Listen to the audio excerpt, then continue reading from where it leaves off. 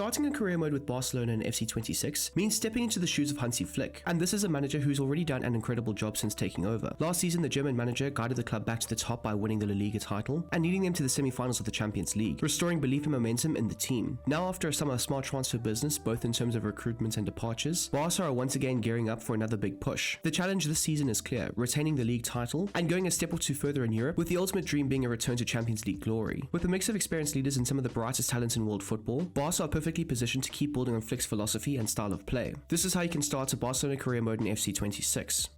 Kicking off any career mode requires the right tactics if you want to replicate the real-life style of play. For Barcelona under Hansi Flick, that means implementing his signature vertical tiki-taka system. Flick's approach blends Barca's traditional passing identity with more direct, forward-thinking German influence. The ball is moved quickly and purposefully, progressing vertically through the lines rather than being recycled endlessly. This style keeps the tempo high, forces opponents back, and creates space for attacking players to exploit. His team press assertively to win the ball back, then immediately transition into sharp vertical passing combinations. Midfielders and wide players constantly rotate and drift into pockets of space, while the striker stays ready to finish off those chances created by those fast attacking movements. It's a system that emphasizes control, intensity, and attacking threat, making it perfect to replicate in your FC26 career mode. For my Patreon subscribers, be sure to check out the alternate Barcelona tactics, which include fresh roles for players like Rashford, Torres, Firmino, Gavi, and Garcia, just to name a few. This exclusive setup offers different dynamics to experiment with and adds a layer of depth to your career mode journey. Next up is addressing the stadium, which is another key step in creating realism for your career mode. Since the team are currently playing their home games at the Luis Company's Olympic Stadium while the Camp Nou undergoes renovation, it's important to replicate that environment in game. The best stadium to select is El Grandioso, as its overall look and scale most closely resembles the Olympic Stadium. From there, make sure to adjust some key details, such as changing the stadium and the seating color to white, and this will help match the real-life setting as closely as possible. These small touches go a long way in capturing the authentic matchday atmosphere and make your career mode feel even more immersive.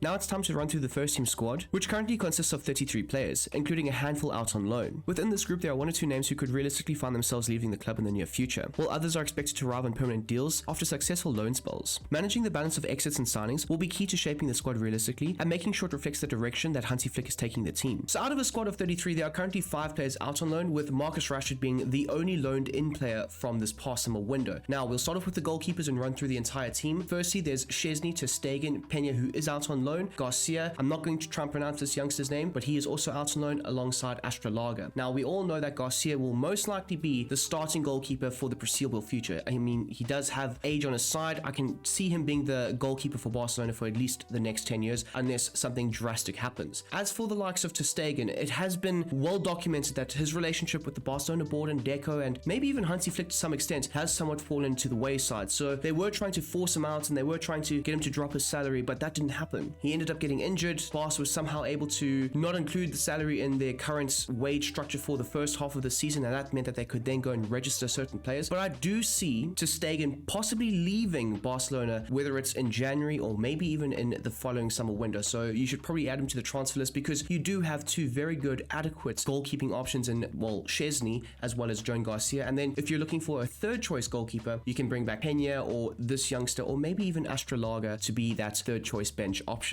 And I've just realized I've left off the young American Hochin. I think that's how you pronounce his name. My bad. So it's actually 7 goalkeepers that they have on their first team books, and they should definitely look to probably loan out this youngster if needed. Although at this moment in time with ter Stegen's injury, he is currently the third choice option. Now, in my personal opinion, this Barcelona team, although there are 7 goalkeepers on the first team books, apart from 1 or 2 areas in the overall squad building and the squad management, I do think it's a very well balanced group of players. You've got your mainstay starter, and then the backup is always pretty good, or a very good prospect that's still developing and growing, and they can come in and adequately replace the starter if rotations are needed or if there's an injury. So I do think from a squad building perspective, Deco has done a very good job. Hansi Flick has done a very good job in managing the rotations of various players. But if you look here at the left backs, Gerard Martin is a very good backup option. He's done very well when called upon. What rings to mind is the game at the San Siro versus Inter Milan last season. He popped up with 2 incredible assists. I'm pretty sure it was at the San Siro. 2 great crosses that were scored from Eric Garcia, if I'm not mistaken. I think Eric Garcia scored both of those goals, and he was able to successfully fill in for the mainstay starter in Alejandro Balde. Now, of course, he will be the first team option, and I don't think that either Balde or Martin will be going anywhere. And then just to add further quality and depth, they've got another youngster that can come off the bench if there is an injury or if you are looking to rotate and rest certain players, and that is Torrentes, who I don't know too much about, but he can always be an extra additional option to potentially go ahead and use. But if we're being honest, honest, with FC26 and how the career mode works, you should maybe look to try and loan out some of these younger players who can develop and get more games on maybe a year or a 2-year loan spell in a lower division side in Spain.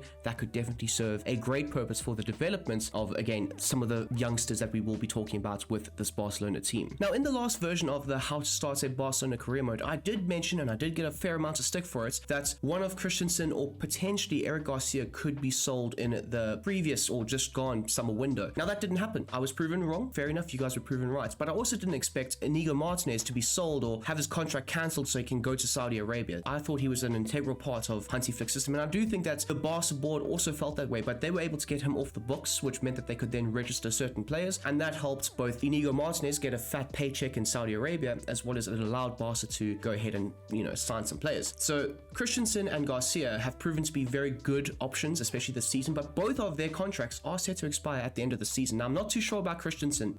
I think it more or less depends on how Hansi Flick views him come at the end of the season, and we have seen with a key player like Eric Garcia that if you do well, you'll get minutes, and we've also seen with Eric Garcia that he has been a great option, like a Swiss Army knife, you could say, whether it's him being deployed in the midfield as a defensive midfielder, as a centre back, or as a left or a right back. Now, we will talk about the right back department because that is a very limited area, but Eric Garcia has been able to successfully fill in that position when needed or called upon, and I think that's what Hansi Flick has really appreciated. So I do see him, signing an extension with Barca and staying there for the long-term future. And then there's the starting centre-back pairing of Ronald Araujo as well as Pau Kubasi. Now, apart from Yamal, Kubasi is the most untouchable player at the club. Like, he's only second to Yamal, and that's because he's a young player, 18 years of age, can develop into a long-term potential Barcelona captain. I know a lot of Barca fans are very hyped about his potential at the club and his ability to grow into a much better player, and to be honest, with his age and everything, he's put in some absolutely insane, mature performances, so I don't see him going anywhere unless something crazy happens. As Ronald Araujo, I'm not too sure. Now, I wouldn't look to sell him, and I don't think that's something that Deco or Hansi Flick are looking to actively do. However, because of the financial implications of the Barcelona board and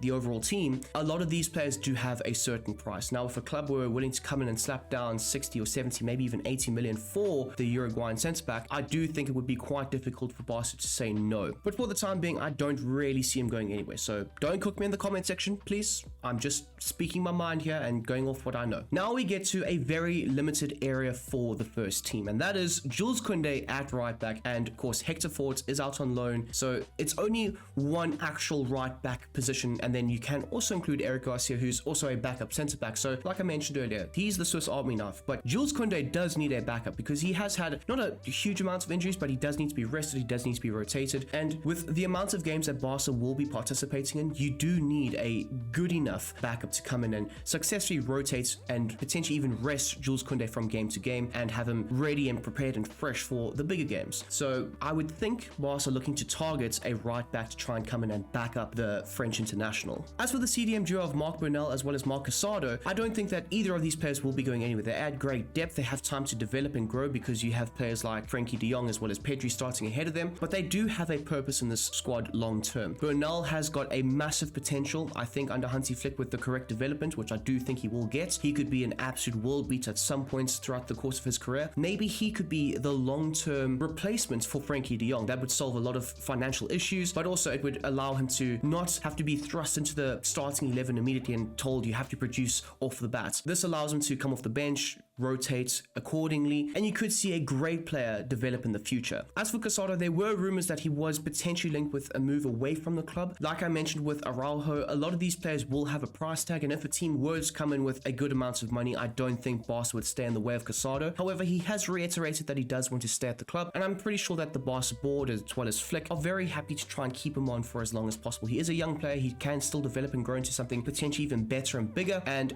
for those DM positions, he does provide some great depth. For the left midfielder, there's Marcus Rashford as well as Rafinha. Now, Rafinha is a player that I don't think will be going anywhere. He's a top 5 contender slash finisher for the Ballon d'Or. Maybe should have been a little bit higher if you ask me, but I don't think he's going to go anywhere. The backup, however, is Marcus Rashford, who is on loan from Manchester United with the option of a 25 to 30 million pound purchase clause. So I do think that if he does do well this season, which to be fair, in the first 7 or so games, he's done very well. He's got a couple of assists. He scored a brace versus Newcastle in the Champions League, and that second goal, by the way, guy, absolutely creme de la creme type things, and I think that the player as well as the manager are quite happy to turn this loan into a permanent transfer. Of course, it does depend on how Rashford continues throughout the course of the season. You can't start off well, then tail off halfway through, then, finish strong. It's got to be a lot of consistency, and to be honest with you, I do see him having a lot of success and joy for Barca in the future. So I would look to make this move a permanent one, and therefore you solve the rotations of that left-hand side, having Rafinha as the starter and Rashford as the option off the bench, and they can rotate accordingly depending on fitness or rotations or just various different games. Now, Ansu Fati is a left midfielder as well, but he was recently loaned out to try and help Barca finalize a move for Marcus Rashford and have him come in and replace Fati, who was loaned out to Monaco, who are also looking to cover a majority of his wages, and also inserted an 11 million euro buy option in the initial loan agreement. In all honesty, I think this is a three-way win, as Fati wins as he gets more game time, he gets to develop and come back from that major injury that he suffered a few years ago, as well as it's a win for both teams. Barca get to play off their books and get to bring in Marcus Rashford, and Monaco gets a young up-and-coming talent that's hungry to prove himself again. Now, the real question is, at the end of the season, do you let Ansu Fati go to Monaco on a permanent deal, or maybe to another team if he does come back from his loan, or do you keep him? If you do keep him, I would say that Marcus Rashford potential loan to permanent transfer doesn't happen, but if you sell him, I would say it's between keeping Fati or keeping Rashford. It's one of those situations, really. Or maybe, potentially, bringing in somebody else and not keeping Rashford or Fati. For the four central midfielders, I would look to convert all of them into 4 CDMs, as they could help fit better into the overall 4-2-3-1 structure that Hansi Flick has deployed for a large majority of his time at Barcelona. So there's Fernandes, De Jong, Pedri, and Gavi. Now, for these 3 players of Gavi, Pedri, and De Jong, I don't see them going anywhere. In fact, De Jong is negotiating a long-term extension with the club, as well as Gavi will also be doing the same. Now, there were rumors linking him with a move to PSG, but the player himself came out and said, I'm not leaving. So that does give me a bit of confidence, and it probably points in the direction of Gavi extending for the long-term future at Barca. But again, with those financial implications, they probably haven't been able to offer him that contract extension just yet, but I'm pretty sure that they will do so either in the January window or maybe even in the summer window, when they might be able to free up some funds in various different areas of their financial books and stuff like that. Whereas for Fernandes, I would look to maybe loan him out. He's another young player that can come in and successfully rotate with a lot of these players. However, you also have Casado and Bernal, who last season they were largely injured, especially Bernal, who I'm pretty sure he tore his ACL, but he's back now, so you don't really need a player like Fernandes also sitting in the squad and not really getting the sufficient game time to develop. Now again, this is just for FC26. Maybe look to loan him out, get him some game time at another lower division side, and he can grow and develop, and in a few years time you can bring him back and reincorporate him into the squad, the overall team, or you could look to just sell him on for a decent amount of money and reinvest that into another player. Now, the same can be echoed for a player like Dro. He's got 2 incredible players in front of him in Dani Olmo as well as Fermin Lopez, and I don't think that he would get enough game time to successfully grow into an adequate player that could be rotated with this Barcelona side. So maybe looking to loan him out for a season or 2, get his overall up, get his value up, and you can bring him back and reincorporate him into the squad, or again, you can sell him for a decent amount of money. Now, Dani Olmo and Fermin Lopez, I don't think too much needs to be said about them. They complement each other very well. You can pack a 1-2 punch with one coming off the bench and the other one starting, and I think that's the amount that Fermin Lopez starts is in parallel with the amount that Olmo starts. Of course, Olmo has had his fair share of injury issues. He has struggled since rejoining Barca from RB Leipzig, but when he gets going, you can really see that there's a fantastic quality number 10 signing, and I do think that there is a great balance that Olmo and Fermin have, whether one comes off the bench and the other one starts, or vice versa situations. They always find a way to impact the game positively for Barca and Hansi Flick. Now onto the right midfielders, and there's Rooney Bargi as well as Lamine Yamal. Now this is a player who's not going to be going anywhere. He's recently signed a long-term extension. He also finished second in the recent Ballon d'Or voting.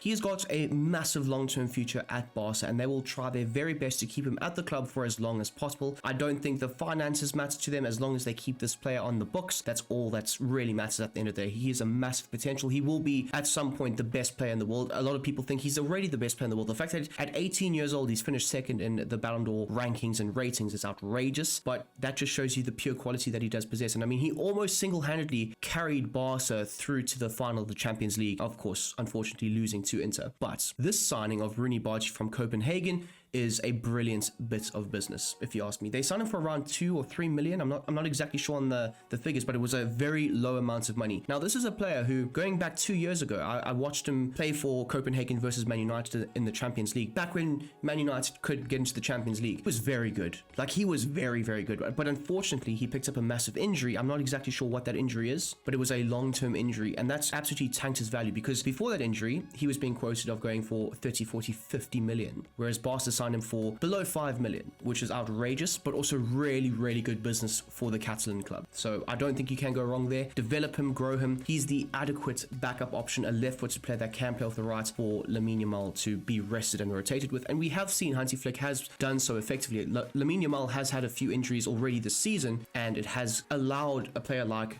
Rooney Bargi to come in and be a good option, whether it's off the bench or even starting a game or two. Now there's Ferran Torres. Now, with Ferran Torres, he's largely been played up front as the replacement for Robert Lewandowski. Him and Lewandowski have rotated sufficiently. So what I would do is, just because of what we've seen so far, now he can play on the wing, I'm not saying he can't, but I would look to convert him into a striker. I think that long-term is where he will be playing under Hansi Flick, and I think he's done quite well when being deployed up there. He's got those striker instincts of running in behind, looking when to drop and when to go forward and all that stuff. So converting him into a number 9 is probably the best thing to do, and then rotating him with Robert Lewandowski is a great thing to do. Now, Lewandowski is up there in age. His body is breaking down. We saw at the back end of last season, because he was overplayed so much throughout the first 2/3 of the season, he couldn't really manage to continue his good form at the back end of the season, where Barca really needed him to help carry them over the line for the Champions League and stuff like that. He did a great job in securing the La Liga title for them, but you can see age is catching up with him. Father Time is undefeated to everybody and anybody.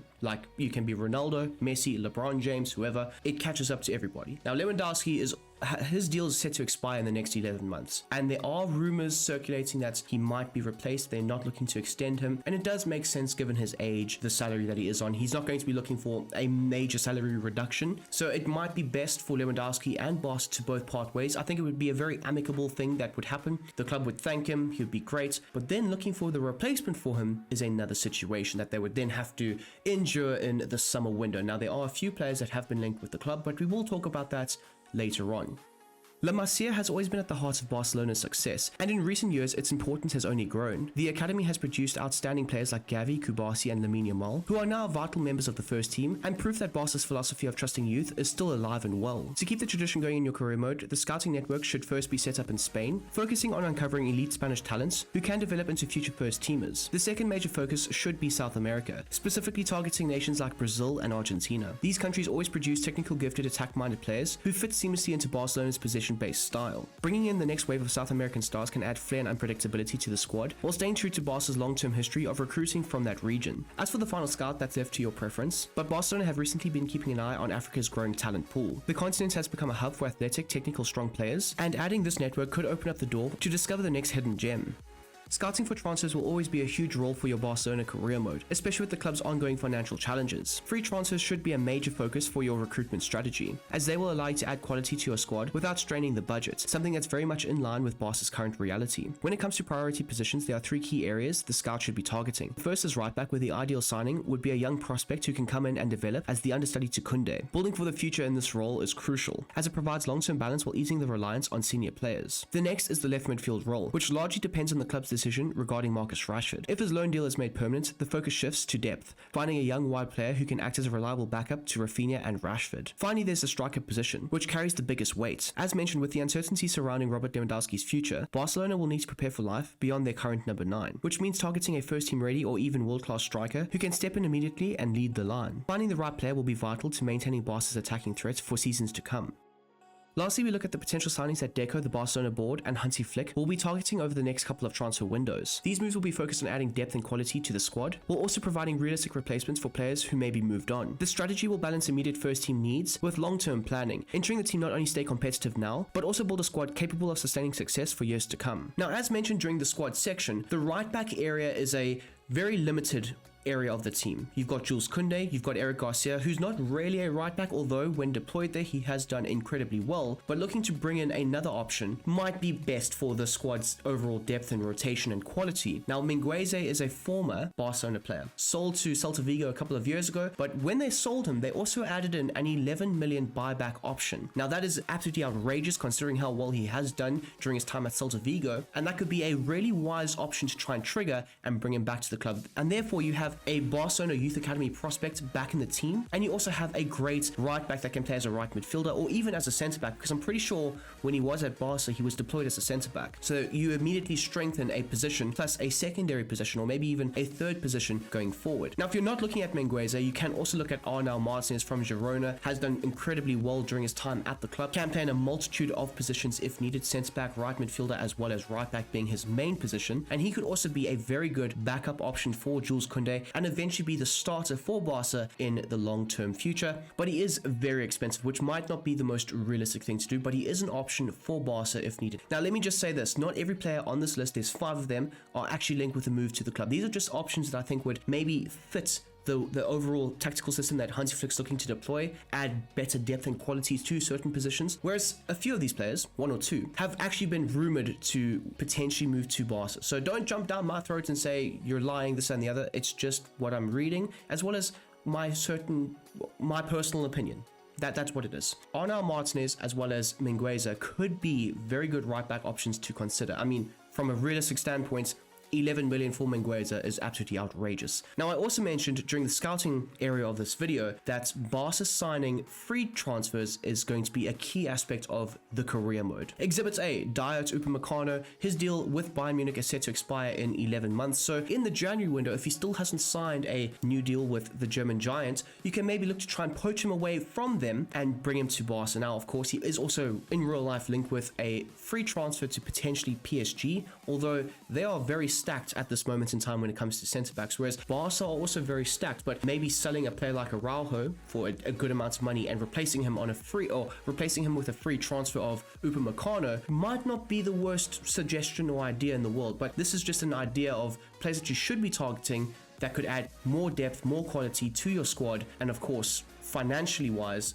it would be a brilliant bit of business. As for Abde Ezialuzi, now I've probably butchered this poor man's name, please do forgive me, but he is a left midfielder. He is an option that you could consider if the Marcus Rashford deal doesn't work out, and if you do sell Ansu Fati and you don't need to really have him back in the team. This is a player that used to play for Barca, and Barca, when they sold him to Real Betis, they also included a buyback clause of around 20 million euros, which is a great bit of business yet again. So you could look to bring him back into the club, reincorporate him into the first team, and you could have a very good backup option to support Rafinha down that left-hand side, as well as he can also play in the 10 if needed. But of course, this is only a contingency plan if the Marcus Rashford deal doesn't work out and if you are looking to move on Ansu Fati. Now, I have mentioned on numerous occasions throughout the course of this video that Robert Lewandowski, he's looking to leave. He's looking to vacate the area and a new striker should be coming in. Now, the only striker that I've seen that has a decent amount of links, of course, it's still early, the transfer window has just closed, but Serhou Guirassy from Borussia Dortmund has done incredibly well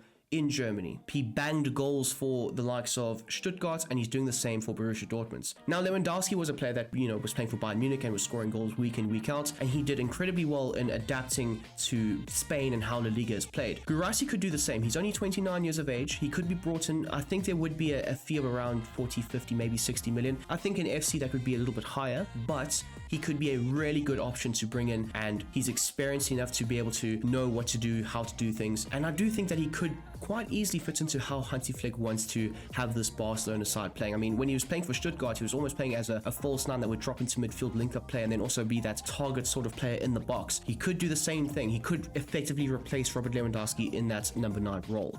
And there we go, people. That is how you can start your realistic Barcelona career mode with Hansi Flick. I do hope you have enjoyed this video, and if you don't mind, smash that like button down below, whilst also subscribing to the channel if you are new and you like the content on it. We are on the road to 30k, so if you guys would like to subscribe and you aren't just yet, please do consider it. It would be absolutely amazing. Now, if you're looking for any extra content, now it is behind a paywall. I do understand and know not everybody can do it, and that's fine, that's great. But if you are looking for extra content, I'm talking about the alternate Barca tactics and all that good stuff. The link for it will be down below in the description for my Patreon. Click on it, join up, subscribe, do all your stuff, and that would be absolutely amazing if you could. If you can't, it's no big deal. If you're also looking for football and chats and conversations, please do join up with the Brom Squad Gaming Discord. It is free. We do chat a lot of shit on there sometimes. Lots of banter, lots of laughing and joking. It's always great. It's always good. It's always well and true to communicate with most of you. So yes, I would encourage you to do that. I would welcome you with open arms. We can chat, banter, and debate and all that good stuff, as well as we also talk about FC. So in my opinion, FC 26 is the greatest FIFA over the last 8 years. And that's right, I said it. But we chat about all that good stuff on the Discord platform. So again, if you're interested, go ahead, click on the link down below in the description, join up with it, and all that good stuff. Anyways, until the next time, until the next one, I hope you guys have a smashing goddamn day. By the way, career mode, first episode drops tomorrow. I recorded it, I've edited it, and it's out tomorrow. So there is that. Marcus Rashford settings. I hope you guys have a smashing goddamn day. I'm out of here. Peace.